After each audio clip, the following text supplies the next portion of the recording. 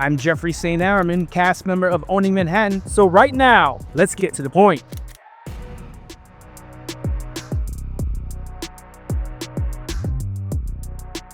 If you own a home, congratulations. You've likely gained 6 figures in equity since 2019. Now, a typical homeowner accumulated $147,000 in house wealth in the last 5 years. And that again is according to NAR. That's a profit of more than $29,000 per year, nearly half of the US average salary. But even with the rapid price appreciation over the past few years, the likelihood of a housing market crash is minimal, again, according to NAR. So, what that means to me, the time to buy is now. Compass has reached a deal to acquire Properties and Christie's International Real Estate. Now, the deal, which is expected to close next year, also includes title and mortgage businesses and has a total value of $444 million. Now, Properties and Christie's CEO says everything you love about properties, their brand, their culture, their tech, and their marketing, and all their relationships with Christie's International Real Estate is not changing. But the issue is there are a lot of independent brokerages that have licensing deals with Christie's that feel blindsided by this latest acquisition. However, Compass expects the combined business revenue to be about $500 million in its first year. We'll see how everyone adapts to this merger. We have a brand new home on the beach in Del Mar, California that just hit the market for $75 million.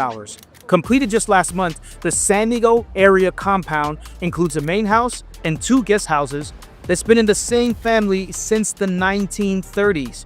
Now, the home is one of only 83 in Del Mar that has a lot that's this wide to 75 feet.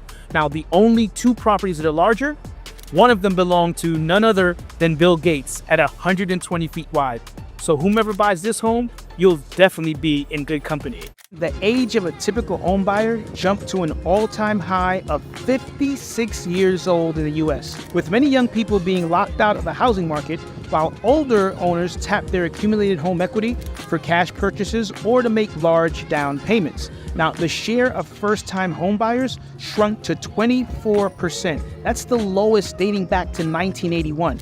Now, buyers of all types are getting older. First-time buyers are now typically 5 years older than they were in 2019. They're now 38, up from 33 years old. Now, the American dream is difficult, but still attainable.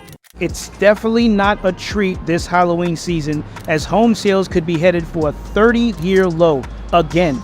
Now, high prices and elevated mortgage rates are forcing potential buyers to the sidelines as sales hit their lowest level since 1995. That's according to NAR data.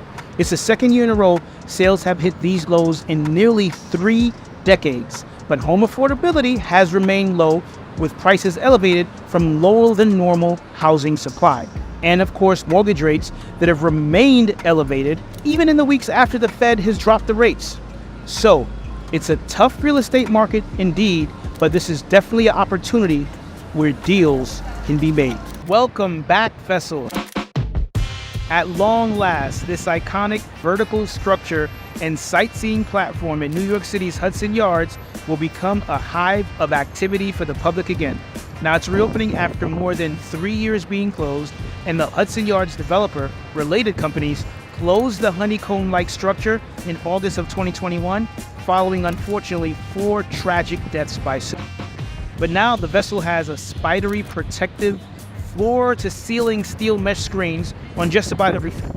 The $200 million plus Vessel opened in March of 2019 and quickly became one of the world's most photographed and Instagrammable, that's a word, locations. Tito's Vodka founder has quietly amassed thousands of acres near Austin. Now, billionaire Bert Tito Beveridge has yet to file developmental plans for the vast amount of land he owns in Bastrop County. However, he scooped up 63 parcels totaling nearly 13,000 acres. Now, the parcels have an assessed value of about $156 million. Now, the possibility of large-scale development remains, but for now, his neighbors are hopeful that future projects will be environmentally sensitive. So think about that the next time you order Tito's and lemonade. Disney is turning the dream of living in a magical world into reality. The entertainment giant is unveiling its first ever residential community, Cotino. And that's a desert enclave in Rancho Mirage, California, which is near Palm Springs. Now, Cuttino is part of Disney's new Story Living initiative, which will feature nearly 2,000 homes ranging from upscale condos to luxurious villas. Now, these estates are part of a community that will boast a 24-acre lagoon with water sports like kayaking and paddleboarding, a beachfront hotel, and a bustling district filled with dining and entertainment options. Prices are set to range from about $1 million and will soar past $2 million for the most lavish properties. Kanye West has officially sold his gutted mansion disaster project in Malibu. He's selling it for $53 million, guys, with Jason Oppenheim from Selling Sunset. So I'm sure you guys are familiar with him. But like most Kanye's projects, you know, he started this. He was working on this with some famous Japanese architect. They gutted the whole place. There's no windows, no electricity, and now he is selling it. I think, by the way, I think the architect, is the same person that did Jay-Z's house. Yes, it is. So now Ye just closed on the sale of this controversial oceanfront estate for $21 million. Now Kanye, he infamously stripped this property down to its bare bones. Now, after initially scooping up this property for, you wouldn't guess how much, $57.3 million. And that was in 2021. So Yeezy reportedly wanted to transform the home into like a bomb shelter and ultimately listed this property for then $53 million. So basically, this leaves Kanye with a $36 million loss. Sheesh. The Fed cut interest rates for the first time in years by 0.5 percentage point. Now, we all know that happened last week in a move that many, including myself, predict will boost confidence and activity across the property market as a whole. Now, anticipation of the Fed rate cut has been very high among real estate agents in the real estate community as a whole. Although, to be clear, mortgage rates are not directly tied to Fed cuts. That's the 10-year Treasury.